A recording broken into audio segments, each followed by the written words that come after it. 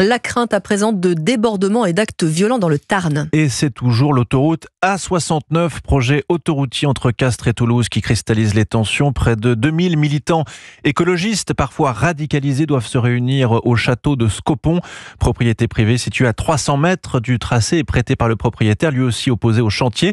C'est devenu un lieu emblématique de la lutte contre cette autoroute. Et selon les informations d'Europe 1, 1500 gendarmes et CRS ont été envoyés dans la région, alors que la préfecture avait pourtant interdit les rassemblements par crainte d'actions violentes. Margot Bongrand, vous êtes la correspondante d'Europe 1 en Occitanie. Hier, les premières difficultés et les premières craintes se sont fait ressentir. À l'arrivée des manifestants, déjà un climat de tension hier lors des contrôles des forces de l'ordre. Un dispositif de sécurité plus important que les fois précédentes a été déployé. C'est donc l'inquiétude qui règne chez ce chef d'entreprise. Il est sous-traitant sur le chantier de l'autoroute et a souhaité rester anonyme par sécurité. On est très inquiet. Le préfet a déployé visiblement les moyens humains et matériels pour protéger l'ensemble du tracé et les entreprises.